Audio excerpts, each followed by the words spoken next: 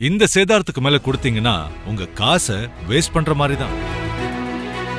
லலிதால வாங்குங்க, நிறைய பணம் சேவ் பண்ணுவீங்க. மின்னம்பலம் நேயர்களுக்கு வணக்கம். நான் விஷால் மொழிவர். இன்றைய நேர்காணலில் நம்மோடு இணைந்திருக்கிறார் உலக செய்தி பகுப்பாய்வாளர் திரு பாஸ்கர் செல்வராஜ் அவர்கள். வணக்கம். வணக்கம். சமீபத்துல ஆயில் தொடர்பான நிறைய விவாதங்கள், ஆர்டிகல்ஸ் எல்லாமே முக்கியமான ஊடகங்கள் எல்லாமே பதிவு செஞ்சுட்டு இருந்தாங்க. இந்த நிலையில சில காணொலிகளுக்கு முன்னாடி நம்மளே இந்த இந்தியாவுக்கும் ரஷ்யாவுக்கும் இடையில நடக்கக்கூடிய இந்த ஆயில் வர்த்தகம், அது ஏன் அமெரிக்கா தடுக்கிறாங்க, இந்த மாதிரியான விஷயங்கள் நம்ம டிஸ்கஸ் பண்ணியிருப்போம். ஸோ அதனாலதான் இந்த வீடியோல இந்த ஆயில் பாலிடிக்ஸை பத்தியே நம்ம டிஸ்கஸ் பண்ணலாம் அப்படின்னு சொல்லி முடிவு செஞ்சிருக்கோம். குறிப்பாக ஆயில் அப்படின்றது இப்போ உலகத்துல தற்பொழுதைய சூழல்ல அது ஒரு பிசினஸா இல்ல அரசியலா, இது நம்ம எப்படி புரிஞ்சுக்கிறது? ஆயில் ஒரு அரசியலா இல்ல வெறுமனே இது ஒரு வியாபாரமா அப்படின்னு சொல்லி பார்த்தோம் அப்படின்னா எல்லாமும். அது வெறுமனே நம்ம வெறும் பொருளாதாரமாவோ இல்ல ஒரு அரசியலாவோ பார்க்காம அது உற்பத்தி சார்ந்த ஒரு விஷயம் அப்படின்றதால இது எல்லாம். ஏன் எல்லாம்னு சொல்றோம் அப்படின்னா, ஆயில்ன்றது உற்பத்தினா அது மனுஷனுக்கு தேவையான அந்த வாழ்க்கைக்கு தேவையான ஒரு விஷயம். அப்ப அது இல்லாம நம்மளால வாழ முடியாதுன்ற ஒரு ஒரு ஒரு சூழல் இருக்கிறதால அது எல்லாம் அப்படின்ற மாதிரி சொல்றோம். இப்போ இந்த ஆயில் பாலிடிக்ஸ் சார்ந்து நிறைய தொடர்ந்து விவாதங்கள் நடந்துகிட்டு இருக்கு. இந்த மாதிரியான போர்கள் நடந்துகிட்டு இருக்கிறத பாக்குறோம். அது தொடர்ந்து அது பேசுபொருளாவே இருந்துகிட்டு இருக்கு. அது அவ்வளவு முக்கியத்துவம் வாய்ந்ததா இருக்குது அப்படின்றதால தான் இவ்வளவு தூரம் அதை பத்தி நம்ம தொடர்ந்து பேசிக்கிட்டே இருக்கிறோம். இப்ப ஏன் இது இவ்வளவு தூரம் முக்கியத்துவம் வாய்ந்ததா இருக்குது அப்படின்னு சொல்லி பேச ஆரம்பிச்சோம் அப்படின்னா, பெரும்பாலானவங்க என்ன பண்ணுவாங்க அப்படின்னா, நேரடியா என்ன பண்ணுவாங்க, 1973 ஆரம்பிப்பாங்க. அதாவது அந்த தங்கத்திலிருந்து எண்ணெய் பெட்ரோ டாலர்னு சொல்லக்கூடிய அது உருவான விஷயம். அப்புறம் பிரிட்டன் வுட்ஸ் அந்த அந்த ஒப்பந்தம் அப்படின்ற மாதிரி தான் பேச ஆரம்பிப்பாங்க. ஆனா நாம அப்படி பார்க்கலாமா அப்படின்னா பார்க்கலாம். ஒண்ணும் தவறும் இல்ல. ஆனா வரலாறுன்றது 1973 தொடங்கி இப்போ வரைக்கும் போயிட்டு இருக்கிற ஒரு விஷயம் இல்ல. அது ஆயிரக்கணக்கான ஆண்டு வரலாறு. இப்ப ஆயிரக்கணக்கான ஆண்டு வரலாறுல ஆயில்ன்றது ஏதோ 1973 உருவான விஷயம் இல்ல. அது அதுக்கு முன்னாடியே உருவான ஒரு விஷயம். அப்போ இந்த ஆயிலோட தேவை எங்கிருந்து எழுது? அது எப்படி உலகம் முழுக்க ஒரு உலக பொருளாதாரத்துல, உலக ஒரு அரசியல் பொருளாதாரத்துல ஒரு தீர்மானகரமான காரணியா இன்னைக்கு மாறிட்டு இருக்கிறது அப்படின்றது ஒரு வரலாற்று போக்குல உருவான ஒரு விஷயம். திடீர்னு உருவான விஷயம் கிடையாது. அப்போ அப்படி வரலாற்று போக்குல உருவான விஷயம் அப்படின்றதுதான் இவ்வளவு தூரம் அதனுடைய பயன்பாடு சார்ந்து பெருகி நிக்கிறத நம்ம பார்க்கிறோம். அப்போ இது எப்படி புரிஞ்சுக்கணும் அப்படின்னா, வரலாறுல இருந்து புரிஞ்சுக்கிறது ரொம்ப சரியா இருக்கும் அப்படின்னு நினைக்கிறேன். அப்போ ஆயில்னா எப்படி ஆயில்னா என்ன, முதல்ல என்ன, எல்லாத்துக்கும் வாழ்க்கை அப்படின்னு சொல்லிட்டோம். ஆயில் தான் எல்லாமே, எல்லாம் அது அரசியலாவும் பொருளாதாரமும் உற்பத்தியாவும் வாழ்க்கையாவும் இருக்கு அப்படின்னு சொல்றோம் அப்படின்னா, அப்போ அதை எப்படி நம்ம எந்த ஒரு சட்டகத்துல வச்சு புரிஞ்சுக்கிறது அப்படிங்கிறது தான் இன்னைக்கு பெரும்பாலும். ஏன் அப்படி? ஏன்னா பலரும் பலவிதமா பேசுறாங்க, அதை பத்தி எழுதுறாங்க. அப்போ நம்ம எப்படி பார்க்கணும் அப்படின்னா, அதுக்கு ஒரு சட்டம், ஒவ்வொருத்தருக்கும் ஒரு சட்டம் இருக்கும். அப்ப நமக்கு என்ன மாதிரியான ஒரு சட்டம் அப்படின்னா, அத அது ஒரு அடிப்படையில இருந்து பார்க்கறது ரொம்ப சரியா இருக்கும். ஆயில் அப்படிங்கிறது ஒரு வெப்பத்திலிருந்து ஒரு ஆற்றலை பெறக்கூடிய ஒரு விஷயம் அப்படின்றதுதான் அதோட அடிப்படை. அதுல யாருக்கும் மாற்று கருத்து இருக்க முடியாது. அப்போ அதாவது இந்த மாதிரி ஆயில்ல இருந்து ஒரு வெப்ப ஆற்றலை உருவாக்குறது, அந்த வெப்ப ஆற்றலை வச்சு அந்த வாகனங்களையும் மற்ற விஷயங்களையும் நம்ம செய்யறது, உற்பத்தி செய்யறது அப்படின்றது தொடங்குது அப்படின்னா, அதோட தொடக்கம் எதுவா இருக்கும்? நெருப்பா தான் இருக்க முடியும். அப்போ நெருப்பு அப்படிங்கிறது நம்ம வாழ்க்கையில மனுஷனை எந்த மாதிரி ஒரு விஷயத்த, எந்த மாதிரியான ஒரு புரட்சிகர மாற்றத்தை ஏற்படுத்துச்சுன்னு சொல்லி புரிஞ்சுக்கிட்டோம் அப்படின்னா, இந்த எண்ணெய்ன்றது ஏன் அப்படி ஒரு புரட்சிகரமான ஒரு ஒரு ஒரு பாத்திரத்தை வகிச்சுக்கிட்டு இருக்கு, இன்னைக்கு வரையும் வகிச்சுக்கிட்டு இருக்கு. அது எப்படி இந்த இன்னைக்கு சூழல்லாம் மாறிக்கிட்டு இருக்கு அப்படின்றத நம்மளால புரிஞ்சுக்க முடியும். அப்போ ஆதி காலத்துல மனுஷன் வாழும்போது நெருப்பை நெருப்புல என்ன இருக்கு அப்படின்னு சொல்லி எல்லாரும் கேட்கலாம். நெருப்புல நிறைய இருக்கு. நெருப்புல நிறைய என்ன இருக்குன்னா, அப்ப அவன் ஒரு ஒரு காட்டுலயும், ஒரு மரத்துலயும், ஒரு குகையிலயும் தான் வாழ்ந்துகிட்டு இருந்தான் மனுஷன். அப்போ எப்ப பார்த்தாலும் அவன் குகையிலேயே தான் இருக்கணும். எப்ப பார்த்தாலும் மரத்து மேல தான் ஏறி நிக்கணும் அப்படின்னா, மற்ற விலங்குகள்லயும் தன்னை காத்துக்கிறதுக்கு, அதே மாதிரி மழை, புயல் வந்ததுன்னா தன்னை காத்துக்கிறதுக்கான தேவை இருந்துகிட்டே இருந்தது. அப்போ ஒரு குறிப்பிட்ட இடத்துல அவன் நிக்க வேண்டியது இருந்தது. அப்போ அவனை அந்த இந்த நெருப்போட கண்டுபிடிப்பு அவன் என்ன மாரி பண்ணுது அப்படின்னா, முதல்ல அவனுக்கு உணவுல பல்வேறு உணவுப் பொருட்கள அவன் கூட சேர்க்கிறது. அதுக்கு முன்னாடி பார்த்தீங்கன்னா, வேட்டையாடி கிடைக்கிற உணவு தான் அத சாப்பிட முடியும். ஆனா இது வந்ததுக்கு பிறகு என்ன பண்றான்னா, அவன் இந்த மாதிரியான கடல் சார்ந்த பொருட்கள், மீன் போன்ற அந்த முஷல்ன்னு சொல்லக்கூடிய விஷயங்கள் எல்லாத்தையும் அவன் சேர்த்துக்கிறான். அப்போ உணவுல ஒரு மாற்றத்த கொண்டு வருது. அப்போ அதே அந்த நெருப்ப வச்சுக்கிட்டு மத்த விலங்குகளுக்கு எதிரா அவன் சண்டை போடுறதுக்கான ஒரு வாய்ப்ப ஏற்படுத்தி குடுக்குது. அதே மாரி ஒரே இடத்துல அப்ப அந்த ஒரு வாய்ப்பு ஏற்படுத்திக்கவங்க என்ன பண்றான் அப்படின்னா, அது அதுக்கு முன்னாடி இருந்த அவனுக்கு அந்த பயம் போகுது. அந்த பயம் போகும்போது ஒண்ணு உணவுக்கானதாவும் இருக்குது, அது தற்காப்புக்கானதா இருக்கு. அந்த தற்காப்புல இருந்து அவனுக்கு தன்னம்பிக்கை உருவாகுது. அந்த தன்னம்பிக்கையில அவன் என்ன பண்றான்னா, ஒரு இடத்துல இருந்த மனிதன் உலகம் முழுக்க பரவுறான். ஏன் அப்படின்னா, தன்னால வந்து உலகம் முழுக்க பரவி எந்த ஒரு ஆபத்தையும் எதிர்கொள்ள முடியும் அப்படின்ற ஒரு விஷயம். 2வது என்னன்னா, எங்க போய் என்னால வந்து என்ன பண்ண முடியும்? உணவ வந்து உற்பத்தி செஞ்சு அதன் மூலமா என்னால மாத்தி வச்சுக்க முடியும்ன்ற 2 விஷயத்த குடுக்குது. அதனால தான் இப்படி ஒரு ஒரு மனுஷனுடைய ஒரு மொத்த பரிணாமத்தையும் மாத்துனதால தான் அது நெருப்புன்றது ஒரு புரட்சிகரமான ஒரு ஒரு கண்டுபிடிப்பு அப்படின்னு சொல்றோம். அப்ப என்ன எப்படி வந்து வெப்பத்த உருவாக்குறாங்க அப்படின்னா, மரத்த எரிச்சு தான் உருவாக்குறாங்க. எல்லாருக்கும் தெரியும். அப்ப மரத்த எரிச்சு உருவாக்கும்பொழுது, அது மரத்த மட்டும் எரிச்சு உருவாக்கல. அதன் பிறகு அவன் என்ன பண்றான் அப்படின்னா, அந்த பரப்பு இருக்கு இல்லைங்களா? அந்த காடுகள்ல இன்னைக்கு வந்து எல்லாத்தையும் நம்ம என்ன பண்றோம்? ஒரு இரும்ப வச்சுக்கிட்டு நம்ம நிலத்த திருத்துறதுக்கான வழிகள செய்றோம். ஆனா முதல்ல மனிதன் வந்து நிலத்த திருத்த ஆரம்பிக்கும்போது எப்படி திருத்துறான் அப்படின்னா, அந்த பகுதியில இருக்கிற அந்த அ அவன் அவன் என்ன பண்றான்னா, நெருப்பு வச்சு எரிக்கிறது. எரிச்ச அந்த பகுதியில வந்து விவசாயம் பண்றதுன்றது தான். இன்னைக்கு பழங்குடிகள்ல இன்னைக்கு அந்த மாதிரியான ஒரு பழக்க சில இடங்கள்ல இருக்கிறத பலரும் பதிவு செஞ்சிருக்கிறாங்க. அப்ப அது வந்து பார்த்தீங்கன்னா, அது ஒரு என்ன சொல்றது? உற்பத்தி, இந்த மாரியான பாதுகாப்பு, உணவு, அவனுடைய இருப்பிடம் சார்ந்த விஷயத்திலேருந்து தள்ளி அவனுக்கு வந்து ஒரு விடுதலை இப்ப வழங்கி பல இடங்களுக்கும் பரவுறதுக்கான வாய்ப்புன்னு சொல்லி, பலவிதமான ஒரு வாய்ப்ப வழங்கக்கூடிய ஒரு விஷயமா இருக்குது. அப்போ அவன் வந்து இந்த மாரியான அதன் பிறகு அவன் என்ன பண்றான்? நாடோடியா இருந்து விவசாயிக்க போகும்போது, அதே நெருப்ப வச்சு தான் என்ன பண்றான்? மண்பாண்டங்கள செய்றான். அதன் பிறகு அதை நெருப்பு வச்சு கனிமங்கள உருவாக்குற செய்றான். அப்ப செய்யும்போது அதனோட வளர்ச்சியின் போக்குல அது என்ன பண்ணுது? நெருப்புன்றது வெவ்வேறு பரிணாமங்களை அடையுது.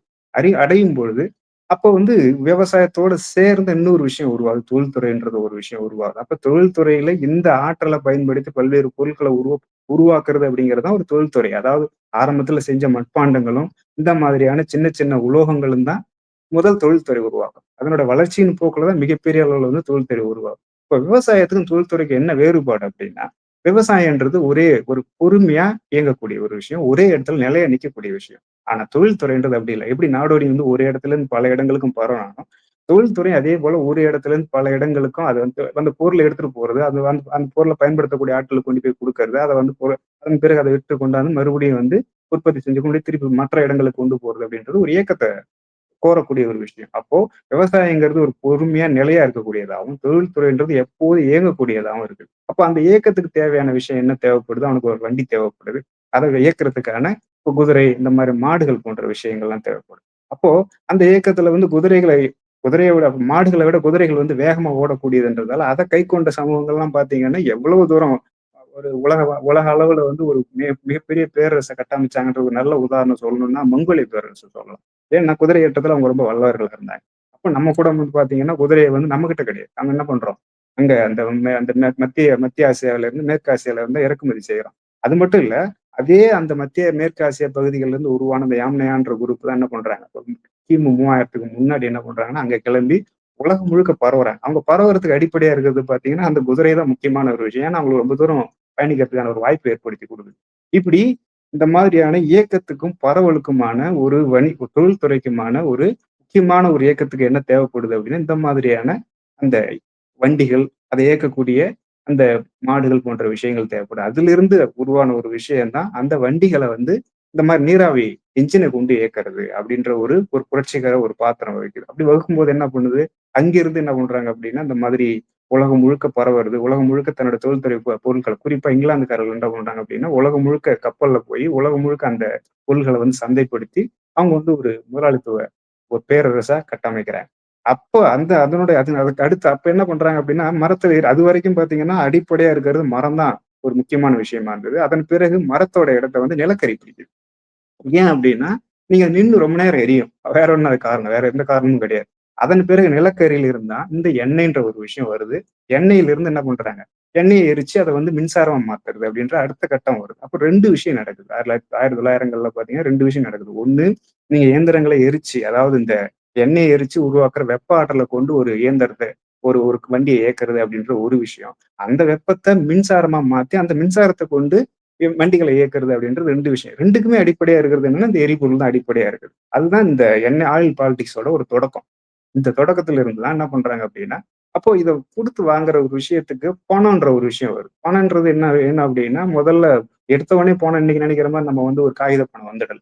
அப்போ என்ன ஆரம்பிக்கும்போது என்ன ஆரம்பிக்குது அப்படின்னா, மாடுகள குடுத்து மாடுகள் வந்து பார்த்தீங்கன்னா, ஒரு காலத்துல பணமா இயங்கிட்டு இருந்திருக்கு. கோதுமை பார்த்தீங்கன்னா, ஒரு காலத்துல வந்து பணமா இயங்கிட்டு இருந்தது. அதன் பிறகு வந்து அப்புறம் செம்பு வந்தது. செம்புலேருந்து வெள்ளி, வெள்ளியிலிருந்து தங்கம் அப்படின்றது.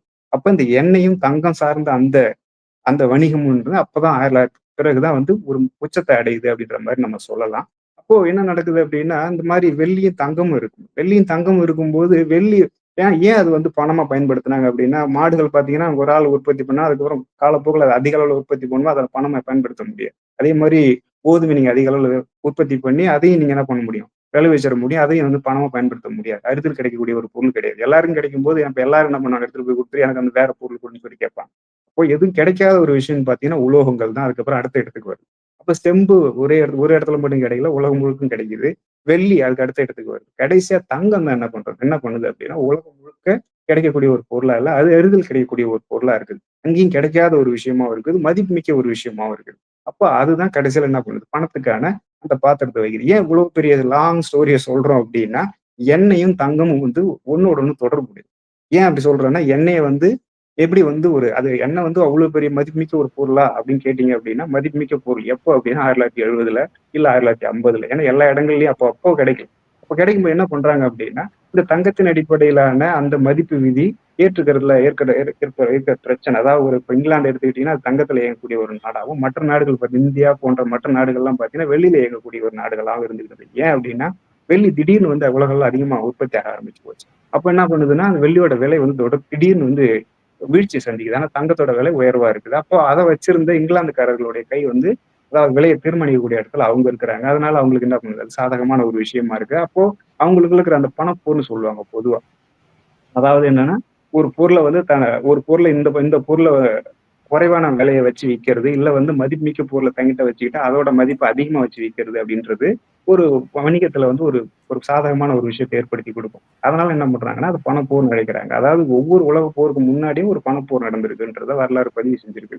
அந்த மாரி இப்படி ஒரு போர்கள் நடந்த பிறகு, இறுதியா அந்த உலகப் போர்களுக்கு பிறகு என்ன பண்றாங்க, எல்லா நாடுகளும் ஒண்ணா சேர்ந்து நம்ம வந்து தங்கத்துல வந்து வணிகம் பண்ணிக்கலாம். அப்படின்னு சொல்லி ஒரு முடிவுக்கு வந்தது தான் தங்கத்தின் அடிப்படையிலான டாலர் சிஸ்டம் அப்படின்ற ஒரு விஷயம். அப்போ இவன் என்ன பண்ணணும்? அமெரிக்கா வந்து ஒரு அவுன்ஸுக்கு $32 தான் நீங்க வந்து அப்ப டாலர் அச்சடிச்சு விக்கணும். அச்சடிச்சு உலகம் முழுக்க பரவ விடணும். அந்த டாலருக்கு எதிரா மற்ற நாணயங்கள வந்து நீங்க என்ன பண்ணணும்? மதிப்ப வந்து நிர்ணயிக்கணுன்ற முறை இருந்தது. ஆனா, அவங்க தேவைக்கு அதிகமா என்ன பண்றாங்க? தங்கிட்ட இருந்த தங்கத்துக்கு இணையா அந்த டாலர் அச்சடிக்கிறதுக்கு பதிலா, அதை விட அதிகமா அச்சடிக்கிறாங்க. அப்ப அச்சடிக்கும்போது என்ன பண்றாங்க? மற்ற மற்ற உலகத்துல இருக்கிற நாடுகள்லாம் என்ன செய்றாங்க? என்கிட்ட எனக்கு வந்து உன்னுடைய டாலர் வேணாம். அத குடுத்துட்டு எனக்கு தங்கத்த குடுன்னு சொல்லி கேட்கும்பொழுது என்ன பண்றாங்கன்னா, ஒண்ணு தங்கத்த குடுக்க முடியாதுன்னு சொல்லி திவாலாச்சுன்னு அறிவிக்கணும். அப்படின்னா இன்னொரு வேலை செஞ்சாங்க. அப்ப அப்படி அறிவிக்கிறதுக்கு பதிலா என்ன சொல்றாங்க? நாங்க தங்கத்த குடுக்க முடியாது. பதிலா நாங்க எண்ணெய குடுக்குறோம் அப்படின்றாங்க. ஏன் எண்ணெய குடுக்குறாங்க அப்படின்னா, எண்ணெய்ன்றது எல்லா இடத்துலயும் அப்போ இல்ல. ஒண்ணு ரஷ்யா கிட்ட இருந்தது. அத விட்டா மேற்கு ஆசியால இருந்தது. மேற்கு ஆசியால இருக்கிற அந்த சவுதி அரேபியா கூட பேசி தான் என்ன பண்றாங்க அவங்க? நீங்க வந்து எனக்கு டாலர் குடுத்தா நான் எண்ணெய் தருவேன்னு சொல்லி சொல்ல வைக்கிறாங்க. அதுக்கு பதிலா அவங்க வந்து பாதுகாப்பு ஒப்பந்தம் அமெரிக்கா கூட ஒரு பாதுகாப்பு ஒப்பந்தம் செய்றாங்க. அப்போ ஐரோப்பிய நாடுகள்ட்ட ஐரோப்பியர்கள்ட்ட இருக்கிற மிகப்பெரிய பிரச்சனை என்ன அப்படின்னா, அவங்க கிட்ட எந்த ஒரு பெரிய அளவுல இயற்கை வளங்கள் கிடையாது. இயற்கை வளங்கள் மட்டும் இல்ல, விவசாயம் செய்யறதுக்கான போதுமான நிலங்களும் கிடையாது. அதனால தான் அவங்க என்ன பண்றாங்க, நியூசிலாந்து, ஆஸ்திரேலியா இந்த மாரி பல நாடுகளுக்கும், அமெரிக்கா போன்ற நாடுகளுக்கு அவங்க போய் அங்கேயே தங்குறாங்க. இல்லன்னா வேற அவங்க ஏன் வந்து ஊர விட்டு வெளியில போய் தங்கணும்னு அவசியம் வருது. அப்போ அந்த நாடுகள்ட்ட வந்து எண்ணெய் இல்ல, வேற வழி இல்ல. ஒண்ணு அவங்க வந்து சோவியத் ரஷ்யாட்ட போகணும். அப்படி இல்ல அப்படின்னா, இவங்க கிட்ட இவங்க இவங்க அந்த நாங்க டாலர ஏத்துக்கிறோம் அப்படின்னு சொல்லி என்ன பண்ணணும், இந்த ஒப்பந்தத்துக்கு வரணும். அப்படி ஏற்பட்ட ஒப்பந்தம் தான் பிரிட்டன் ஒப்பந்தம்ன்ற ஒரு ஒப்பந்தம். இப்படி ஏற்படும்பொழுது என்ன பிரச்சனை அப்படின்னா, நீங்க ஒன்ஸ் ஓகே உருவாக்கிட்டீங்க. ஆனா எண்ணெய்ன்றது தங்கம் மாரி வந்து இது என்ன பண்றாங்கன்னா, தங்கத்துக்கு இணையா. அப்ப என்ன நடக்குது அப்படின்னா, அப்போ தங்கத்துக்கு இணையா அ அந்த எண்ணெய கொண்டு வராங்க. அப்போ அதுக்கு முன்னாடி ஒரு அவுன்ஸ் தங்கத்துக்கு $32ன்றதுக்கு பதிலா, ஒவ்வொரு முறையும் என்ன பண்றாங்க அப்படின்னா, ஒரு பேரல் எண்ணெய்க்கு இணையான இவ்வளவு டாலர்கள் அப்படின்ற ஒரு புதிய மதிப்பு விதி வருது. இந்த மதிப்பு விதி வந்ததுக்கு பிறகு, அதை ஏற்படுத்தும்போது நெறைய சிக்கல்கள்லாம் இருந்துச்சு. இல்லன்னுலாம் அர்த்தம் கிடையாது. ஆனா அந்த ஏற்பட்டதுக்கு பிறகு நீங்க என்ன பண்ணணும் அப்படின்னா, அதோட விலைய வந்து கட்டுப்பாட்டுல வச்சிருக்கணும். நீங்க தங்கம் குறைவா இருக்கும்போது தங்கத்த மிகப்பெரிய அளவுல நீங்க தங்கத்த குவிச்சிட்டீங்க அப்படின்னா, இப்ப இங்கிலாந்து அப்படிதான் குவிச்சு வச்சிருந்தாங்க. அதன் பிறகு வந்து அமெரிக்கா அவங்கள்ட்ட நெறைய அளவு தங்கம் குவிச்சு வச்சிருந்தாங்க. அப்போ அவங்கள்ட்ட அதிகமான தங்கம் நீங்க இங்க தான் மொத்த கொள்முதலாளரா நீங்க இருக்கும்போது, நீங்க சொல்றது தான் விலை. அப்போ சந்தையில வந்து உங்களால வந்து ஓரளவு குறிப்பிடத்தக்க அளவுக்கு அதோட விலைய நிர்ணயிக்க முடியும். அதன் மூலம் உங்க நாணய மதிப்ப வந்து ஒரு நிலையா வச்சிருக்க முடியும். ஆனா எண்ணெயில பொறுத்த அளவுக்கு அந்த பிரச்சனை ஏற்படுது. என்ன பிரச்சனை ஏற்படுது அப்படின்னா, இந்த சோவியத் ரஷ்யா அவங்கள்ட்ட எண்ணெய் இருக்கு. ஆனா அவங்க டாலர்ல வைக்கிறதுக்கு பதிலா மாற்று நாணயத்துல வைக்கிறாங்க. அப்ப இவங்களுக்கு ஒரு சிக்கல் ஏற்படுது. அதுதான் பனிப்போரை நம்ம பார்க்கிறோம். அதன் பிறகு என்ன நடக்குது அப்படின்னா, மற்ற நாடுகள்ல இருக்கிற எண்ணெய் வளங்கள கண்டுபிடிக்கிறாங்க. அப்போ எண்ணெயுடைய உலகம் முழுக்க இருக்கிற எண்ணெய் உற்பத்தி மேலும், மேலும், மேலும், மேலும் அதிகரிக்குது. அப்ப அதிகரிக்கும்போது நீங்க என்ன பண்ண முடியாது. ஏற்கனவே வெள்ளிக்கு என்ன பிரச்சனை ஏற்பட்டுச்சு, அப்ப அதே அளவுக்கு எண்ணெய்க்கு ஏற்பட்டுச்சு. அப்போ எண்ணெய் ஒரு வெண்ணெய்ன்றது ஒரு தகரம் தான், தங்கம் கிடையாது. ஆனா அவங்க என்ன பண்றாங்கன்னா, தகரத்த தங்கமா மாத்துனாங்க. ஆனா, இப்ப தகரத்தோட அளவு உற்பத்தி உலகம் முழுக்க இருக்குதுன்னு தெரிய வரும்போது, உண்மையிலே என்ன நடக்கணும்? அது வந்து ஒரு தகரமா மீண்டும் தகரமா மாறணும். ஆனா மாறல. அதுக்கு பதிலா என்ன பண்றாங்கன்னா, அந்த புதிய உற்பத்தியாளர்கள சந்தைய விட்டு வெளியேற்றுறது. அப்போ அவங்கள கட்டுப்படுத்துறது. அந்த மற்றபடி இந்த இந்த இந்த அந்த அமைப்புக்குள்ளார இருந்து அவங்க சொல்ற அந்த விலைக்கு வெளியில நான் வந்து விற்பேன், இல்ல ஒத்துக்க மாட்டேன்னு சொல்றவங்க மேல படையெடுக்கிறது அப்படின்ற அந்த ஒரு ஒரு ஸ்ட்ராட்டஜி வந்து அமெரிக்கா எடுக்குறாங்க. அப்ப இப்போ உங்கள்ட்ட ஒரு கேள்வி வரும். ஏன் வந்து மேற்கு ஆசியா தொடர்ந்து அந்த ஒரு போர்க்கால பகுதியா இருக்குது அப்படின்றதுக்கான விடை உங்களுக்கு குறிப்பிடத்தக்க அளவுக்கு வாசகர்களுக்கு கிடைக்கும் அப்படின்னு நினைக்கிறேன். ஏன் வந்து ஒரு பனிப்போர் பலவரும் பலவிதமா சொல்லுவாங்க. பனிப்போரை பொறுத்தளவுக்கு எல்லாமே என்ன சொல்லுவாங்க அப்படின்னா, இது வந்து கம்யூனிசத்துக்கும் முதலாளித்துவத்துக்குமான ஒரு போர் அப்படின்ற மாதிரிலாம் சொல்லுவாங்க. என்னோட பார்வையில என்ன அப்படின்னா, உண்மையிலே அது வந்து ஒரு எண்ணெய் சார்ந்த, எரிபொருள் சார்ந்த ஒரு போர் தான். ஏன் அப்படின்னா, அந்த காலத்துல எரிபொருளை இயங்கக்கூடிய அந்த அதாவது எரிபொருள் இருந்தா மட்டும் உங்களால வந்து வண்டிகளை இயக்க முடியாதுன்னு போன முறை கூட நம்ம பேசியிருந்தோம். அப்போ அந்த தொழில் உங்களுக்கு வந்து ஒண்ணு எண்ணெய் இருந்தா மட்டுமே உங்களால எண்ணெய் உற்பத்தி செஞ்சிட முடியாது. அந்த எண்ணெயை வந்து வெளிக்கொணர்ந்து, அந்த எரிவாயுவை வெளிக்கொணர்ந்து சந்தைப்படுத்துறது அளவுக்கு உங்கள்ட்ட ஒரு தொழில்நுட்பம் இருக்கும். இன்னைக்கு நம்ம ஊர்ல கூட நாளைக்கே போய் ஒரு எரிவாயு இங்க வயல் இருக்குது. நாங்க போய் எரிவாயு நோண்டி எடுக்கிறோம்னு எடுக்க முடியுமான்னா முடியாது. அதுக்கான தொழில்நுட்பம் உங்களுக்கு வசதி இருக்கணும். அதுக்கான ஒரு வலிமை இருக்கும். அது எங்க இருக்குது அப்படின்னா, ஒரு சில நாடுகளுக்கு தான் இருக்குது. பிரான்ஸ், இங்கிலாந்து, அமெரிக்கா, ரஷ்யா போன்ற சீனா போன்ற சில நாடுகள்ட்ட தான் இருக்குது. அப்போ நீங்க அந்த தொழில்நுட்பத்தையும், அத சந்தைப்படுத்துற அந்த வழிகளையும் நீங்க கட்டுப்படுத்தும் பொழுது, உங்களால என்ன பண்ண முடியும்? அந்த கமாடிட்டி அந்த ஒரு ஒரு ஒரு ஸ்ட்ராட்டஜிக் கமாடிட்டியா இருக்கக்கூடிய அந்த தலத்தக சரக்கோட விலையும் நிர்ணயிக்க முடியும். உங்களால கட்டுப்படுத்தவும் முடியும். அதன் மூலமா உங்களுடைய நாணய மதிப்ப கட்டுப்படுத்த முடியும். ஆனா எப்பயுமே உங்களால கட்டுப்படுத்த முடியுமான்னா முடியாது. அப்போ அத நீங்க என்ன பண்ணணும்? அது உற்பத்திய கட்டுப்படுத்துறதுக்கு அந்த உற்பத்தியாளர்கள கட்டுப்படுத்துறது, இந்த உற்பத்தி அந்த சரக்கு வழிகள அந்த கடல் வழிகள வந்து கட்டுப்படுத்துறதுன்னு சொல்லி பல வகையில நீங்க என்ன பண்ணணும்? தொடர்ந்து அதுக்காக சண்டை போட்டே ஆகணும். வேற வழியே கிடையாது. அப்போ அமெரிக்கா தொடர்ந்து சண்டை போடுது அப்படின்னு கேட்டீங்க அப்படின்னா, இங்க காரணம் இங்க தான் இருக்குது. ஏன்னா அது டாலரோட பிணைக்கப்பட்டிருக்கு. அப்ப அந்த பிணைப்பு வந்து உடையும் பொழுது டாலர் வந்து மிகப்பெரிய அளவுல பிரச்சனையை சந்திக்கும். அப்போ அந்த பிரச்சனைய வந்து எதிர்கொள்ளணும் அப்படின்னா, தொடர்ந்து நீங்க என்ன பண்ணணும்? அத உடையாம பார்க்க வேண்டிய தேவை அமெரிக்காவுக்கு இருந்துகிட்டே இருக்குது. அப்ப என்ன பண்றாங்கன்னா, அந்த மாரி உடைப்பு ஏற்படுத்தக்கூடிய நாடுகள் மேல பொருளாதார தடை விதிக்கிறது. அதையும் மீறி போகும்போது அவங்க மேல வந்து படையெடுக்கிறது. அந்த வளங்கள வந்து கைப்பற்றி அதன் மூலமா என்ன பண்றது? இந்த டாலருடைய மதிப்ப சரியாமலும், மாறாமலும் பார்த்துக்கிறது அப்படின்ற ஒரு விஷயத்த தொடர்ந்து செஞ்சுட்டு இருக்கிறாங்க. இதுதான் எண்ணெய் வணிகத்தில் இருக்கக்கூடிய ஏன் எப்பவும் எண்ணெய் சார்ந்த அரசியல் உலகம் முழுக்க பேசு பொருளா இருக்குது அப்படின்னா, அதோட அடிப்படை என்ன அப்படின்னா, இன்னைக்கு இருக்கிற அந்த உலக உற்பத்தின்றது எண்ணெய் சார்ந்ததா இருக்குது. அந்த எண்ணெய் டாலரோட சம்மந்தப்பட்டதா இருக்குது. அந்த டாலர் வந்து உலக பணமா இருக்குது. தங்கத்துக்கு இணையான ஒரு பணமா இருக்குது. அத வந்து தொடர்ந்து தக்க வைக்கணும் அப்படின்னா, அதுல உடைப்பு ஏற்படாம நீங்க பார்த்துக்கணும். அந்த உடைப்பு ஏற்படாம இருக்கணும் அப்படின்னா, உடைப்பு ஏற்படுத்துறவங்கள வந்து சண்டைய விட்டு வெளியேத்துறது, உங்க மேல சண்டைக்கு போறதுன்றது தவிர்க்க முடியாத ஒரு விஷயமா மாறிடுச்சு. இதுதான் அந்த ஆயில் பாலிடிக்ஸ்ல இருக்கக்கூடிய ஒரு பின்னணி. இதுல குறிப்பா இத்தனை நாட்களா வந்து அமெரிக்கா வந்து இந்த படையெடுத்தது எல்லாமே இந்த குறிப்பா மத்திய கிழக்குல இருக்கக்கூடிய நாடுகள்ல பண்ணியிருக்காங்க. ஆனா இங்க கேள்வி என்ன அப்படின்னா, ரஷ்யாவோ இல்ல சீனா மாதிரியான நாடுகள் வந்து அமெரிக்காவினுடைய இந்த விஷயத்தை உடைக்கும் விதமாக எந்த விஷயத்தையும் செய்யலையா? தொடர்ந்து அவங்க செஞ்சுக்கிட்டே இருக்கிறாங்க.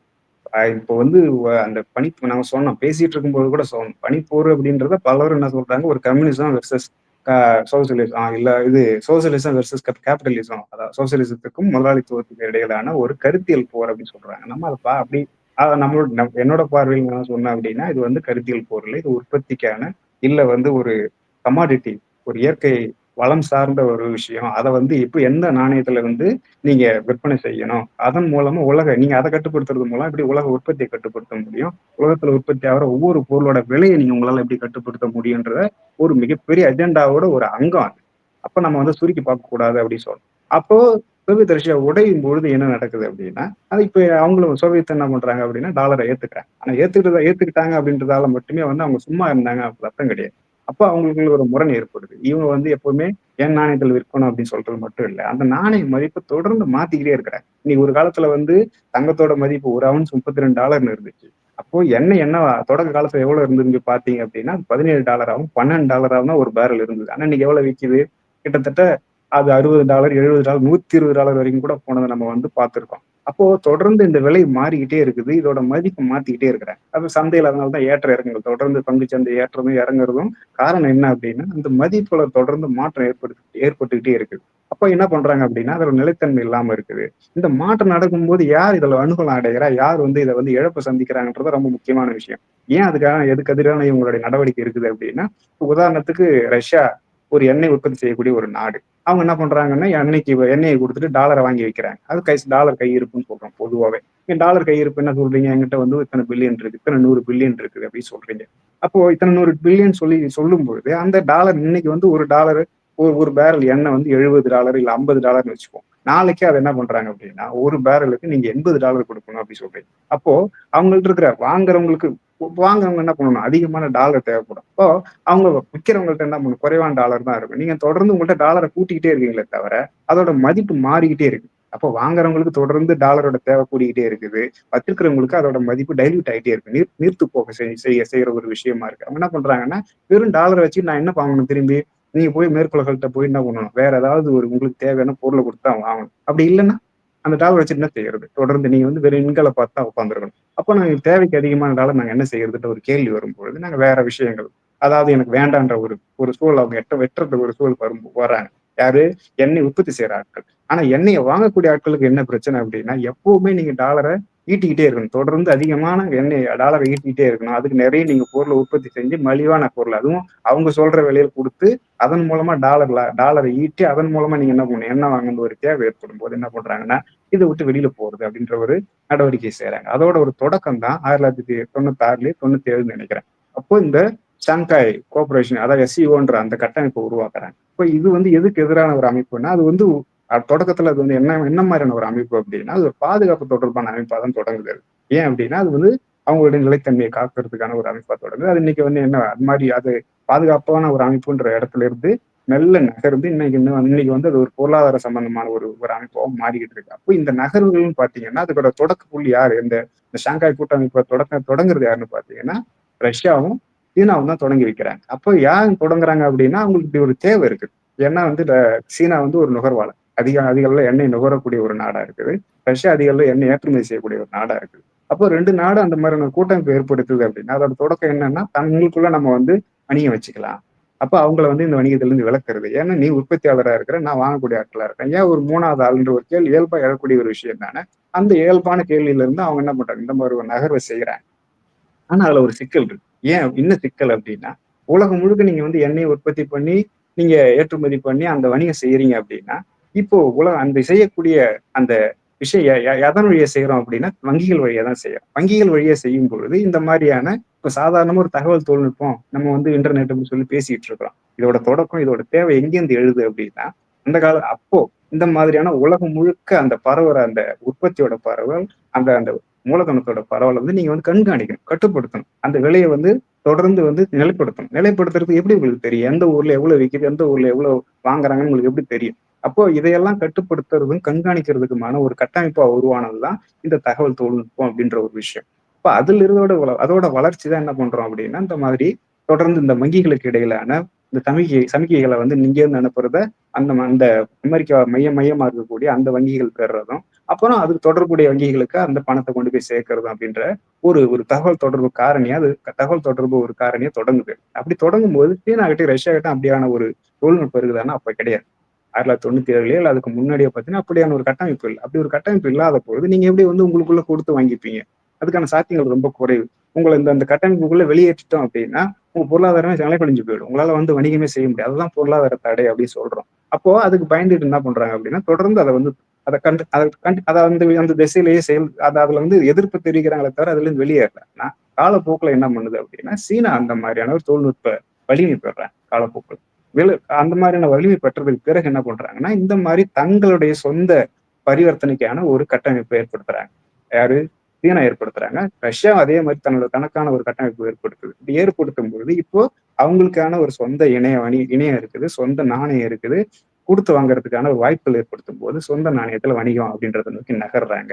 அப்படி நகர்ந்தோட விளைவா தான் என்ன பண்றாங்க, 2014 இருந்து தொடர்ந்து அமெரிக்கா வந்து ரஷ்யா மேல தொடர்ந்து பொருளாதார தடைகளை விதிக்கிறது, அதுக்கு எதிரான நடவடிக்கைகளை செய்யறது, போர்ல ஈடுபடுறன்ற விஷயங்கள்லாம் அதன் பிறகு நம்ம தொடர்ந்து பார்த்துக்கிட்டே இருக்கிறோம். அப்போ இந்த உலக பொருளாதார அரசியல் பொருளாதாரங்கிறது இந்த எண்ணெயை சுத்தி தான் இயங்கிட்டு இருக்குது. அதுக்கான மதிப்பு, அதை யார் எந்த நாணயத்துல இருக்கிறதுன்ற அதோட தொடர்ச்சியா தான் இந்த மத்த விஷயங்கள் நடந்துட்டு இருக்கிறத நம்ம பார்க்கலாம். இதை அப்படிதான் புரிஞ்சுக்கணும்னு நம்ம நினைக்கிறோம்.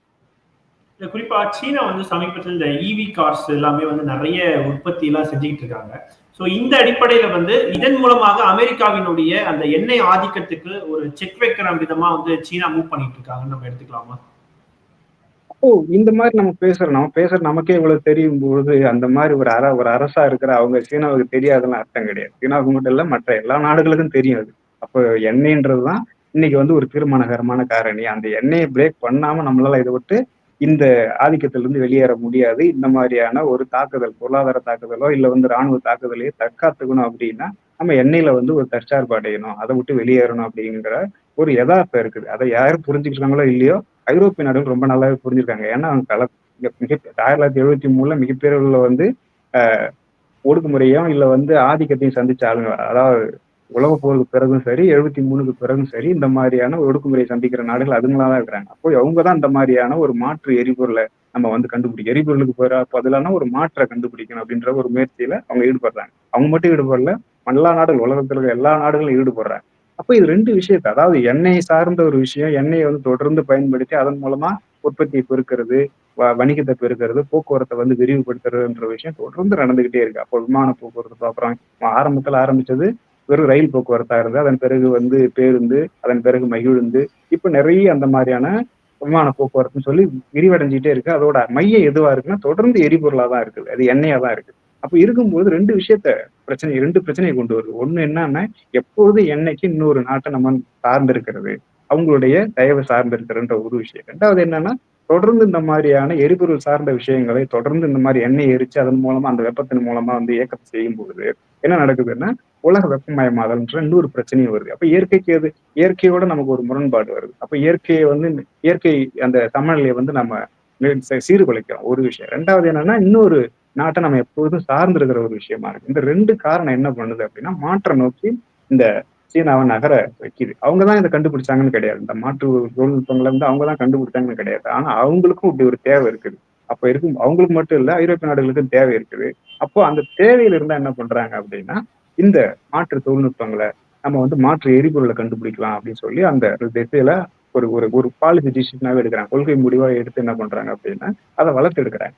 ஆனா இதுல முக்கியமான ஒரு விஷயம் பேசணும். என்ன பேசணும் அப்படின்னா கொஞ்ச நேரத்துக்கு முன்னாடி பேசணும். ஒரு தகவல் தொழில்நுட்பம் அப்படிங்கிறது இந்த மாதிரியான ஒரு மூலதனத்தை கட்டுப்படுத்துறது, வணிகத்தை கட்டுப்படுத்துறது, பொருள்களோட விலைகளை வந்து கட்டுப்பாட்டுக்குள்ள வச்சிருக்கிறதுன்ற ஒரு முக்கியமான ஒரு பணிக்கு அதுக்காக தான் தொடங்கப்பட்ட ஒரு விஷயம். அதனுடைய விரிவாக்கம் தான் இன்னைக்கு நம்ம இணையதளம், இந்த மாதிரி இணையத்துல பேசிக்கிறது, சமூக ஊடகங்களா அதை பயன்படுத்துறதுன்ற ஒரு விஷயம். ஆனா இதெல்லாம் வந்து இந்த மாதிரி சமூக ஊடகங்கள் நம்ம எல்லாம் பேசிட்டு இருக்கிறோமே, இது வந்து ஏதாவது ஒரு மதிப்பை உருவாக்குதா அப்படின்னா கிடையாது.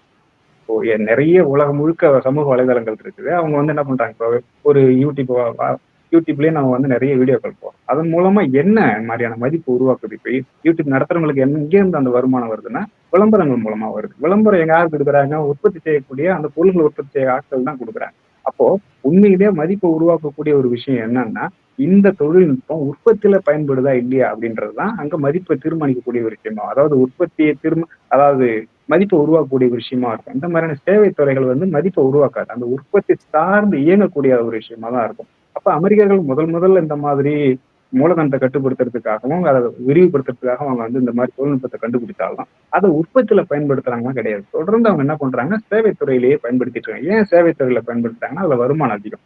தொடர்ந்து வருமானம் அதிகன்றதால அவங்க என்ன பண்றாங்க தொடர்ந்து சேவைத்துறைக்கு அந்த அந்த தகவல் தொழில்நுட்பத்தை பயன்படுத்தி மேலும் மேலும் அவங்க வருமானத்தை கூட்டுறது, இன்னும் வணிகத்துக்கு பயன்படுத்துறது. அமேசான் நல்ல ஒரு உதாரணம். இன்னைக்கு உலகத்துல வந்து மிகப்பெரிய ஒரு நிறுவனமா மட்டும் இல்ல, ஒரு வெற்றிகரமான நிறுவனமாவும் இருக்கிறதுக்கு காரணம் என்னன்னா அவங்க வந்து உலகம் முழுக்க நீங்க வந்து ஒரு இணைய வெளியில கடையை வச்சு உங்களால் வந்து உலகம் முழுக்க பொருளை விற்று அதன் மூலமா லாபம் அடைய முடியுன்றது ஒரு ஒரு ஒரு மிக ஒரு புரட்சிகரமான ஒரு மாற்றம் தான். ஒரு புதிய மாற்றம், ஒரு புரட்சிகரமான மாற்றம். ஏன்னா உங்களுக்கு வந்து இடம் தேவை கிடையாது. விர்ச்சுவலா அதாவது ஒரு இணைய வெளியில வந்து ஒரு ஒரு கடையை உருவாக்கி அதை வந்து நீங்க சந்தைப்படுத்தி அங்க இருக்கக்கூடிய ஆட்களுக்கு போய் அங்க பொருளை வாங்கிக்கிட்டு உங்களுக்கு ஆள் நேரா போகாம நீங்க என்ன பண்ண முடியும்? இணைய வெளியிலே பணத்தை அனுப்பிச்சீங்கன்னா அவங்க பணத்தை வாங்கிக்கிறாங்க, பணம் பரிவர்த்தனை நடந்து போகுது. அப்போ இத்தனை ஸ்டெப்பையும் என்ன பண்றாங்க ஒரே ஸ்டெப்ல கொண்டா நிறுத்துறாங்க. இது வந்து ஒரு ஒரு பாய்ச்சல் தான், தொழில்நுட்ப பாய்ச்சல் தான்.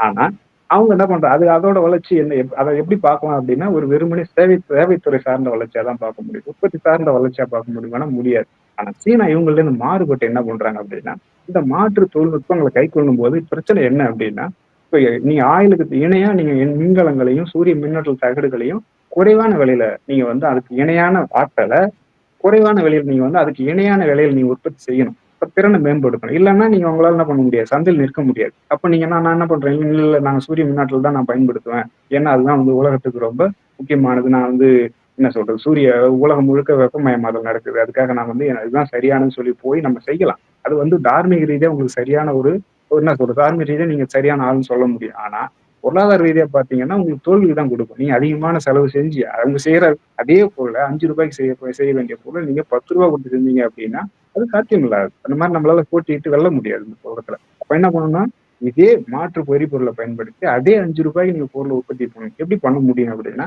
இவங்க என்ன பண்றாங்க அப்படின்னா, இந்த புதிய தகவல் தொழில்நுட்பத்த வச்சுக்கிட்டு அந்த மாற்று பொருள்கள வந்து மிகப்பெரிய அளவுல உற்பத்தி செய்யறது, குறைவான செலவுல உற்பத்தி செய்யறது அப்படின்னு ஆட்டோமேஷன். அதாவது தானியங்கிமயமாக்குதல் அப்படின்ற ஒரு விஷயத்த செய்றாங்க. எப்படி செய்றாங்க அப்படின்னா, ஒரு 5G தொழில்நுட்பம் எல்லாருக்குமே தெரியும். இப்போ வந்து எல்லாரும் பேசுற ஃபாஸ்ட் இன்டர்நெட் வேகமா நம்மளால வந்து தரவிறக்கம் செய்ய முடியும். வேகமா ஒரு படத்த தரவிறக்கி நம்மளால பார்க்க முடியும்னு தான் நமக்கு தெரியும். ஆனா அவங்க என்ன பண்றாங்க அப்படின்னா, இதுவரைக்கும் அந்த 4G, 3G இந்த மாதிரியான விஷயங்கள்லாம் வெறும் பேசுறதுக்கு மட்டும் தான் இருக்குது. அவங்க என்ன பண்றாங்கன்னா, ஒவ்வொரு நிறுவனத்துக்கும் ஒரு 5G கட்டமைப்பு ஏற்படுத்துறாங்க. எதுக்காக கட்டமைப்பு ஏற்படுத்துறாங்க அப்படின்னா, அங்க இருக்கக்கூடிய அந்த இயந்திர மனிதர்கள். நீங்க ஒரு ஒரு ஒரு பொருள வந்து அதாவது உருவாக்குற வரைக்கும் தான் உங்களுக்கு ஆட்கள் தேவை. ஒரு ஒரு ஒரு உருவாக்கி இதுதான் நாங்க வந்து செய்ய போறோம். ஒரு பொருளாக்கி இப்படிதான் கொண்டு வர போறோம்ன்னு சொல்லி ஒரு மகிழுந்தையோ இல்ல வந்து ஒரு ஒரு பொருளையோ நீங்க உருவாக்கிட்டீங்க அப்படின்னா, ஒரே வேலைய தான் திருப்பி திருப்பி செய்யும். இப்ப நம்ம ஊர்ல கூட பார்த்தீங்கன்னா, காலனி தொழிற்சாலைகள் இருக்கும். நெறைய தொழிற்சாலைகள் இருக்கும். இப்ப பார்த்தீங்கன்னா, ஆயிரக்கணக்கில ஆட்கள் எடுப்பாங்க. ஆயிரக்கணக்கில ஆட்கள் எடுத்து என்ன பண்ணுவாங்கன்னா, ஒரே வேலைய தான் திருப்பி திருப்பி செய்யக்கூடிய ஒரு வேலையா இருக்கும். அவங்களுக்கு வந்து பெரிய அளவுல வந்து ஒரு டெக்னிக்கல் சொல்லக்கூடிய தொழில்நுட்ப அறிவு தேவைப்படாது. இந்த மாதிரியான வேலைகள நீங்க என்ன பண்றாங்க அப்படின்னா, இயந்திர மனிதர்கள வச்சு செய்யறது. ஏன்னா நீங்க ஏன் கேட்கலாம் நீங்க. அப்ப காலணிகள் ஏன் அவங்க செய்யறது இல்ல? ஏன் நம்ம ஊர்ல வந்து அவர் ஆயிரக்கணக்கான ஆட்கள வச்சுக்கிட்டு, வெறும் இந்த மாரி அ செய் திருப்பி திருப்பி திருப்பி செய்யக்கூடிய வேலைய வந்து மனிதர்கள வச்சு செய்றாங்க அப்படின்னா, அப்படி செய்யும்போது உருவான பொருளோட மதிப்பு இருக்கு இல்லைங்களா? ஒரு காலணி எவ்வளவு விலைக்கு இங்க விக்க முடியும்? ரூ. 200 ரூ. 300 விக்க முடியும். ஆனா அதுக்கான இயந்திர மனிதரோட விலைன்னு பார்த்தீங்கன்னா, அது பல மில்லியன் டாலர். அப்ப அதுக்கு இந்த மாதிரியான ஒரு ரொம்ப மலிவான ஒரு பொருள கொண்டு போய் ஒரு மதிப்புமிக்க ஒரு ஒரு ஒரு ஆள வச்சு மதிப்புமிக்க ஒரு இயந்திர மனிதன வச்சு செய்யறதுன்றது உண்மையிலேயே பொருளாதார ரீதியா வந்து ஒரு உற்பத்தி ரீதியா அது வந்து ஒரு லாபகரமான ஒரு விஷயமா இருக்க முடியாது. ஆனா, ஒரு மகிழுந்த, இல்ல ஒரு சூரிய மின்னாற்றல் தகட, இல்ல வந்து ஒரு சில்லுகள நீங்க வந்து அந்த மாரி ஒரு இயந்திர மனிதன வச்சு நீங்க வந்து உற்பத்தி செய்யும் பொழுது, அது மதிப்புமிக்க பொருள். மதிப்புமிக்க பொருள் வரும்போது, மதிப்புமிக்க ஒரு இயந்திர மனிதன வச்சு மதிப்புமிக்க பொருள உற்பத்தி செய்யும்பொழுது, மொத்தத்துல ஒட்டுமொத்தமா பார்க்கும்போது அதோட விலை குறைஞ்சிரும். அது மட்டும் இல்ல, இந்த பொருள உற்பத்தி செய்யறதுக்கு நீங்க யார்ட்ட போய் வாங்கணும்? அந்த மாரியான ஒரு மூலதன பொருள யார்ட்ட போய் வாங்கணும் அப்டின்னா, இந்த இயந்திரங்களையும், இந்த தொழில்நுட்பங்களையும் யார்ட்ட போய் வாங்கணும் அப்டின்னா, நீங்க வந்து அமெரிக்கா கிட்ட தான் வாங்கணும். அதுக்கு பதிலா நீங்களே அந்த தொழில்நுட்பத்த கைக்கொண்டு அதன் மூலமா நீங்க தன்மயமயமாக்கி, நீங்களே அத வந்து செய்றீங்க அப்டின்னும்போது, அதோட விலை இன்னும் குறையும். அப்படி இந்த மாரி குறைச்சு, அந்த தகவல் தொழில்நுட்பத்த என்ன பண்றாங்க அப்டின்னா, இந்த இயந்திர மணிகள ஒருங்கிணைக்கணும். என்னன்னா, தொடர்ந்து நீங்க நீங்க சொல்லலாம். நீங்க வந்து இப்டி செய்ய, அப்டி செய்ய, தப்பா பண்ணாத அப்டி சொல்ல முடியும். ஆனா இயந்திரத்த போய் எப்டி சொல்றது? அதுக்கான மொழி தான் அந்த தகவல் தொழில்நுட்ப மொழி. அதுக்கு வந்து நீங்க செட் ஆஃப் ஆர்டர் குடுத்துட்டீங்க அப்டின்னா, இந்த மாரி போகணும். இதுல ஏதாவது தவறு வந்ததுன்னா, ஒரு பழுது வந்ததுன்னா, உடனே நீ சரி பண்ணிக்கணும்னு சொல்லி நீங்க வந்து ஒரு விஷயத்த அதுக்கு அந்த அந்த அதுக்கு வந்து ஒரு புரோகிராம் எழுதி குடுத்துட்டீங்க அப்டின்னா, அத கண்காணிக்கக்கூடிய விஷயமா கண்காணிக்கக்கூடிய விஷயமா என்னவா இருக்கணும் அப்டின்னா, இந்த 5G தொழில்நுட்பம். இப்போ ஒவ்வொரு இயந்திரமும் இயங்கிக்கிட்டு இருக்கும். ஒவ்வொரு இயந்திரமும் வேலை செஞ்சுட்டு இருக்கும்போது, இப்ப முதல் இயந்திரம் வந்து பழுதடைஞ்சு போச்சு. ஒரு பழுதான பொருள உற்பத்தி செஞ்சுருச்சு அப்டின்னா, 5வது அந்த இயந்திர மனிதனுக்கு எப்படி தெரியும்? தெரியாது. அப்போ இந்த 5G தொழில்நுட்பம் என்ன பண்ணும்னா, இங்க தப்பு நடந்த உடனே அதுக்கு சமிக்கை குடுத்துரும். அந்த சமிக்கைன்றது நேரடி, அதாவது வேகமா நடக்கும். ரொம்ப பொறுமையா நீங்க இப்போ அது வந்து ஒரு புரொடக்ஷன் லைன் ரொம்ப வேகமா இயங்கிட்டு இருக்கிற ஒரு விஷயம். அங்க போய் என்ன பண்ண முடியாது. நீங்க ஒரு 2 நிமிஷம் கழிச்சு நான் வந்து உங்களுக்கு லேக் ஆகி வீடியோ லேக் ஆகுற மாரி அங்க போய் நம்ம சமிக்கை லேக் ஆகி குடுத்தோம் அப்படின்னா, அதுக்குள்ள வந்து பழுதான பொருள் முடிஞ்சே போயிடும். அப்போ மொத்த உற்பத்தியும் வீணா போயிடும். உற்பத்தி ஆகுற பொருள் வீணா போயிடும். ஆனா, இந்த மாரி ஒரு அந்த அந்த நிமிடத்துல ஒரு ஒரு என்ன சொல்றது? சில சில நொடிகள்ல நீங்க என்ன பண்ணணும்? இந்த இந்த விஷயம் அவங்களுக்கு வந்து கடத்தப்படணும். அப்படி கடத்தப்படுறதுக்கான ஒரு சமிக்கைய எது செய்யும் அப்படின்னா, அந்த 5G தொழில்நுட்பம் செய்யும். இப்போ 5G தொழில்நுட்பம்ன்றது நீங்க நினைக்கிற நம்ம நினைக்கிற மாரி வேகமா வந்து படங்கள இறக்குமதி செய்யறதுக்காக, தரவிறக்கம் செய்யறதுக்காக கிடையாது. இந்த மாதிரியான உற்பத்தி வலிமைய கூட்டுறதுக்கான ஒரு விஷயம் தான். அந்த மாதிரியான ஒரு விஷயத்த சீனா செஞ்சிருக்காங்க. இது செஞ்சது மூலமா என்ன பண்ணிட்டாங்க அப்படின்னா, ஒரு 1 லிட்டர் எரிபொருள நீங்க பயன்படுத்தி என்ன பொருள உற்பத்தி செய்றீங்களோ, அதே மதிப்புக்கு மாற்று எரிபொருள பயன்படுத்தி, அதே அளவுக்கு உங்க சூரிய மின்னாற்றல் தகடுகள கொண்டாந்து ஒரு மின்சாரத்த உருவாக்கிட முடியும். ஒரு கார உருவாக்கிட முடியும். ஒரு செல்லுகள உருவாக்க முடியுன்ற ஒரு சூழல உருவாக்கிட்டாங்க. அப்போ இவங்க தொடர்ந்து இவங்க தான் பயனியர். இவங்க தான் கண்டுபிடிச்ச ஆள். அந்த தொழில்நுட்பத்த கண்டுபிடிச்சவங்க வந்து அமெரிக்கர்கள் தான். அமெரிக்கர்களும் சோவியத் ரஷ்யாவும் தான் முதல் முதல்ல இதுக்கான விதைய போட்டாங்க. ஆனா சோவியத் ரஷ்யாவை மிஞ்சி அமெரிக்கா போயிட்டாங்க அந்த தொழில்நுட்பத்துல. அதனோட பின்னடைவா கூட சொல்றாங்க. சோவியத் ரஷ்யாவோட வீழ்ச்சியை வந்து நம்ம இதோட பின்னடைவா கூட பார்க்கலான்ற மாதிரி ஒரு பார்வை இருக்குது.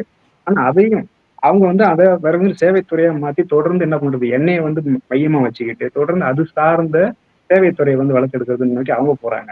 ஆனா அந்த எண்ணெயே மாற்றி அமைக்கிறதுக்கான ஒரு ஒரு டூலா ஒரு கருவியை என்ன பண்றாங்க அப்படின்னா இந்த தகவல் தொழில்நுட்பத்தை பயன்படுத்தி சீனர்கள் அவ்வளவு வெற்றி பெற்றாங்க. அப்போ இதுதான் வந்து இவங்களுக்குமான வேறுபாடு. எப்படி வந்து இவங்க பீட் பண்ணாங்க, இவங்க இவங்க அந்த இயற்கை சார்ந்த அந்த அந்த உலக வெப்பமயமாதலையும் சரி, அந்த அமெரிக்காவுடைய உலக உலக பொருளாதார ஆதிக்கத்தையும் சரி, ஒரு சேர எப்படி விஷயங்களை வீழ்த்த முடியுது அப்படின்னா, அந்த மையமா இருக்கக்கூடிய எரிபொருளுக்கு பதிலாக மாற்று எரிபொருளை உற்பத்தி செய்யறது, மாற்று மின்கலங்களை உற்பத்தி செய்யறது, அதை கொண்டு அதை வைத்துக் கொண்டு மற்ற பொருள்களை வந்து இயக்குறதுன்னு சொல்லி மாற்றும் பொழுது, அவங்க என்ன பண்றாங்க? அதுக்கு எதிரான அந்த நடவடிக்கையா மட்டும் இல்ல, தனக்கான விடுதலையாவும் அது மாறி போகுது. அதுதான் இந்த உற்பத்தி சார்ந்த மாற்றத்தை நம்ம பார்க்க வேண்டிய விஷயம். ஓகே. அப்போ ஒட்டுமொத்தமா இந்த ஆயில் பாலிடிக்ஸ் பார்க்கும் பொழுது இறுதியா ஒரு கேள்வி என்ன தோணுதுன்னா, அப்போ இந்த எண்ணெய் சார்ந்து அமெரிக்காவினுடைய பொருளாதாரம் இவ்வளவு பெரிய கட்டமைப்பு இருக்கு இல்லையா? சோ இதை வச்சு பார்க்கும் பொழுது அமெரிக்கா மாட்டிக்கிட்டாங்களா, இல்ல இதுல இருந்து ஆல்டர்னேட் எதுவும் போக முடியாத ஒரு சுச்சுவேஷன்ல இருக்காங்களா, இல்ல ஒரு சிலருக்கு லாபத்துக்காக இந்த கட்டமைப்பு இது இப்படியே வச்சிருக்காங்களா? ரொம்ப நல்ல கேள்வி. இப்போ ஏன் இவங்க மாற மாட்றாங்க? இப்போ நீங்க வந்து கேட்கலாம். இப்போ அமெரிக்கா தான் அந்த தொழில்நுட்பத்தோடைய ஒரு முன்னோடி அப்படின்னு சொல்லி சொன்னோம். அப்ப அவங்களே அந்த தொழில்நுட்பத்தை வச்சுட்டு ஒரு மாற்று பொருள் உற்பத்தி செஞ்சிடலாம் இல்லையா? அவங்க ஏன் வந்து சீனா மாதிரி செய்யாம அங்கேயே ஆயிலே நிக்கிற இப்போ ட்ரம்ப் கூட என்ன சொல்றாரு? உலக வெப்பமயமாதலே பொய் அப்படிங்கிறாரு. அவர் வந்து அதை ஏத்துக்கிறது இல்லை. அதனாலதான் வந்து சமீபத்தில் நடந்த G20 மாநாட்டுல கூட அவர் கலந்துக்க முடியாது அப்படின்னு பாரிஸ் சொல்லிட்டாரு. ஒப்பந்தத்துல இருந்து வெளில வந்துட்டாங்க. பாரிஸ் ஒப்பந்தத்துல இருந்து வெளியில வந்துட்டாரு. ஏன் போக முடியல அப்படின்னா, நீங்க வந்து ஒரு மூலதனம். இப்போ கொஞ்ச நேரத்துக்கு முன்னாடி பேசணும். ஒரு மூலதன விஷயம் நடக்குது இல்லையா? இப்போ உலகத்துல இருக்கிற நம்ம சொல்ற இத்தனை ட்ரில்லியன் டாலர், இத்தனை பில்லியன் டாலர்னு சொல்லி பேசிட்டு இருக்கிறோம். அது எதை சொல்லுதுன்னா, நீங்க கை கொண்டு இருக்கிற அந்த சொத்தோட மதிப்பை தான் சொல்லுது. எல்லாரும் அவ்வளவு பணம் வச்சிருக்கிறது கிடையாது. அதுக்கு இணையான சொத்து மதிப்பை நான் வச்சிருக்கிறேன். மதிப்புமிக்க ஒரு சொத்தை வச்சிருக்கிறேன் அப்படின்றதோட வெளிப்பாடு தான் இங்க பில்லியனர். இங்க உலகத்திலே அதிகமான பில்லியனர்களை கொண்ட நாடுன்னா அது வந்து அமெரிக்கா தான்.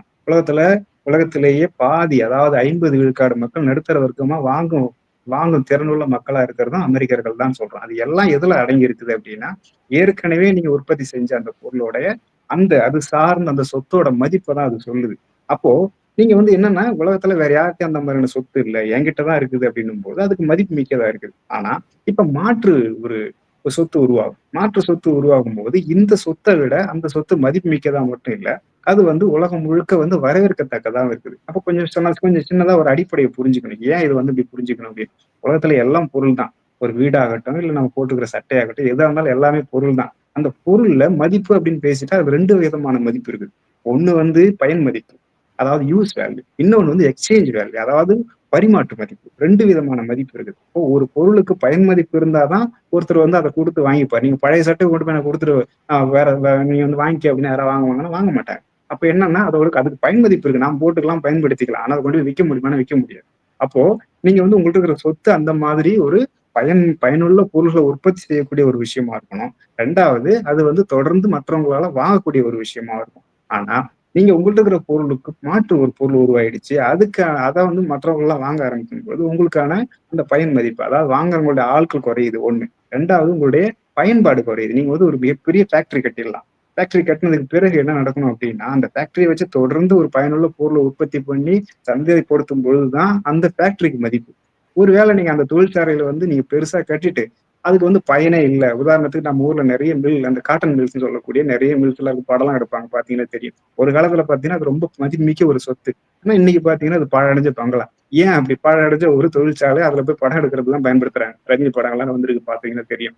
அந்த மாதிரி ஏன் மாறுது அப்படின்னா, ஒரு காலத்துல அப்படி அது ஒரு பயனுள்ள ஒரு விஷயமா இருக்கு. ஆனா மாற்று உருவாகும் போது அது பயனற்ற ஒரு பொருளா மாறி போகும். பயனற்ற ஒரு பொருளா மாறும் பொழுது என்ன நடக்குது அப்படின்னாங்க, இவங்களுடைய மதிப்பு குறையும். ஆனா நீங்க வந்து அப்ப மதிப்பு குறையுதுன்னா ஒண்ணு என்ன பண்ணணும், இந்த மதிப்பை வச்சுக்கிட்டு நீங்க என்ன பண்ணணும், ஒரு மாற்று அந்த ஏற்கனவே சந்தையில் இருக்கக்கூடிய ஒரு விஷயத்தை நீங்க உற்பத்தி பண்ணி என்கிட்டயே அந்த பொருள் இருக்குன்னு சொல்லலாம். இல்லைன்னா புதுசா நான் ஒரு பொருள், அதுவும் இல்லை இதுவும் இல்லை, இன்னும் இதை விட மதிப்புமிக்க ஒரு பொருள் இருக்குது, ரொம்ப கவர்ச்சிகரமானது, எல்லாருக்கும் பயன் தரக்கூடிய உதாரணத்துக்கு சொல்லணும்னா நாங்க ஸ்பேஸ் டிராவல் கொண்டு போறோம், அதாவது விண்வெளி சுற்றுலா கொண்டு போறோம்னு சொல்லி நிறைய நிறுவனங்கள் வந்து அமெரிக்காவில் உருவாச்சு. அதுக்கான நோக்கம் என்ன அப்படின்னா, ஏற்கனவே இருந்த எல்லாமே மாறிடுச்சு, நாங்க புதுசா ஏதாவது நீங்க பண்ணி அதன் மூலமா என்ன இது ஒரு பயனுள்ளது, எல்லாம் நிறைய பேர் வாங்குறாங்க, எனக்கு லாபம் குவிக்குன்னு சொல்ல வேண்டிய விஷயமா தான் இருக்கணும். ஆனா அப்படி ஒண்ணு இருக்குதான்னா இல்ல. இப்போ எங்கள்கிட்ட அமெரிக்கர்கள்ட்ட இப்போதைக்கு இருக்கிறது என்னவா இருக்குது அப்படின்னா, இந்த சில்லுகள்ன்ற ஒரு விஷயம் தான் இன்னைக்கு பயனுள்ளதாகவும் மற்றவர்கள் வாங்கக்கூடிய ஒரு விஷயமாவும் இருக்குது. ஆனா எண்ணெய் சார்ந்த விஷயம் அப்படிங்கிறது எல்லாருக்கும் இனிமே தேவையில்லை. அதான் இனிமே இன்னைக்கே தேவையில்லைன்னு முடிவு வந்துட்டுன்னு அர்த்தம் கிடையாது. காலப்போக்குல ஒரு நீண்ட கால நோக்குல அதுக்கு தேவை வந்து குறைஞ்சிக்கிட்டு தான் இருக்குமே தவிர கூடாது. வாய்ப்பு ரொம்ப குறைவு. 2030 2040 பாத்தீங்கன்னா 50 விழுக்காடு வாகனங்கள் வந்து மின்சாரத்துல இயங்கக்கூடியதா மாறிடும் அப்படின்ற மாதிரி சொல்றாங்க. அப்படி மாறும்பொழுது இதுக்கான தேவைன்றது குறைஞ்சிக்கிட்டே இருக்கும். அப்போ அந்த எண்ணெய் உற்பத்திக்கு உதாரணத்துக்கு நீங்க எண்ணெய் உற்பத்தி செய்யக்கூடிய ஒரு ஒரு ரிக்ன்னு சொல்லுவாங்க. எண்ணெய் எக்ஸ்ட்ராக்ட் பண்ணி எடுக்கிறது. அதாவது துரப்பன எண்ணெய் துரப்பன அந்த மூலதன பொருட்களை வந்து ரிக்ன்னு சொல்லுவாங்க. அந்த மாதிரி உற்பத்தி செய்யக்கூடிய நிறுவனங்கள் வந்து நிறைய அமெரிக்காவில் இருக்கு. ஆனா எண்ணெய்க்கான தேவை குறையும் பொழுது அதை வச்சுட்டு நீங்க எண்ணெய் உற்பத்தி செய்யக்கூடிய அந்த பொருட்களுக்கு மதிப்பு குறைஞ்சு போகும். அப்போ இவங்களுக்காக என்ன பண்ண முடியலன்னா, ஒண்ணு இவங்கள்ட்ட ஒரு மாற்று இருக்குது. அதாவது சில்லுகளை உற்பத்தி செய்யலாம், ஒரு புதிய மதிப்புமிக்க ஒரு பொருளை உற்பத்தி செய்யலாம் அப்படின்ற ஒரு மாற்று இருக்குது. அதே சமயத்துல ஏற்கனவே இதுவரைக்கும் இவங்கள்ட்ட அச்சாணியா இருந்த அந்த எண்ணெய் சார்ந்த விஷயங்கள் வந்து மதிப்பு குறைஞ்சிக்கிட்டு வருது. ஆனா அப்ப மதிப்பு குறைஞ்சதுன்றதுக்காக நான் விட்டுட்டு போக முடியுமானா போக முடியாது. ஒண்ணு நான் புதுசா கண்டுபிடிக்கணும். ஆனா இன்னைக்கே போய் ஒரு புதுசா ஒண்ணு கண்டுபிடிக்கணும்னா முடியாது. அதனால என்ன பண்றாங்க அப்படின்னா, புதுசா யாரு கண்டுபிடிக்கிறாங்களோ, சந்தைக்குள்ள வராங்களோ அவங்கள சந்தைக்கு விடாம தடுக்கிறது. அதன் மூலமா பழைய பொருளுக்கான தேவையை வந்து தொடர்ந்து தக்க வச்சுக்கிறது அப்படின்ற அந்த ஸ்ட்ராட்டஜியை இன்னைக்கு இருக்கிற அந்த ட்ரம்ப் அட்மினிஸ்ட்ரேஷன், அதாவது ட்ரம்ப் நிர்வாகம் அது அந்த மாதிரி ஒரு முடிவை எடுத்து என்ன பண்றாங்க அப்படின்னா, நான் பழைய இதுல நிக்கிறோம் அப்படின்னா, அப்படி நிற்கும் போது என்ன நடக்கும் இப்படின்னு, ஒருவேளை நான் பழைய இதுல இருக்கிறேன், மத்தவங்க எல்லாம் போனா மத்தவங்களையும் விடாம தானும் மாறாம இருந்தா என்ன நடக்கும் அப்படின்னா, இது கொஞ்ச நாளத்துக்கு நீட்டிக்க முடியும். இந்த சூழலை வந்து நீட்டிக்க முடியும். ஆனா தொடர்ந்து இது வந்து எனக்கு ஒரு காலத்துக்கு ஒரு 10 20 வருஷத்துக்கோ இல்ல ஒரு 30 வருஷத்துக்கோ நீட்டிக்க முடியுமானா முடியாது. இது இறுதியில நீங்க என்ன பண்ணணும், தோல்வி ஒத்துக்கிட்டு தான் ஆகணும். அது எப்போ ஒத்துக்கணும் அப்படின்றதுல அவங்களுக்கு மாற்று கருத்து இருக்கலாம். இல்ல வந்து ஒரு கொஞ்சம் டைம் நான் வாங்கிக்கிறோம். இப்ப இந்த நேரத்தை பயன்படுத்தி நம்ம என்ன பண்ணணும், எட்டி பிடிச்சிடலாம், ஒரு சீனா எட்டி பிடிச்சிடலாம் அப்படின்னு நம்ம வந்து ஒரு திட்டம் வச்சிருக்கலாம். நமக்கு தெரியாது. ஆனா தேங்கி நிக்கிறதுக்கும் மாறாம நிக்கிறதுக்கான காரணம் என்னன்னா, அந்த சொத்து மதிப்பு வந்து இழந்துருவாங்க. அந்த சொத்துக்கான மதிப்பு தேவையும் குறைஞ்சு போயிடும். அதனாலதான் என்ன பண்றாங்க, தொடர்ந்து அதே எண்ணெய் சார்ந்த அந்த உற்பத்தியிலையும் அது சார்ந்த டாலர்லயும் அவங்க தொடர்ந்து நீடிச்சு நின்றுட்டு இருக்கிறாங்க. ஆனா உலகம் என்ன சொல்லுது அப்படின்னா, நீங்க மாறி போகணும்ன்ற ஒரு தேவையை உருவாக்குது. இந்த ரெண்டுக்குமான மோதலாகவும் ஒரு முரண்பாடாகவும் தான் நம்ம என்ன பண்றோம், உலக அரசியல் நம்ம குறிப்போம். நிச்சயமா உங்க நேரத்திற்கும் கருத்து பரிக்கும் மிக்க நன்றி. இந்த சேதாரத்துக்கு மேல கொடுத்தீங்கன்னா உங்க காசை வேஸ்ட் பண்ற மாதிரி தான்.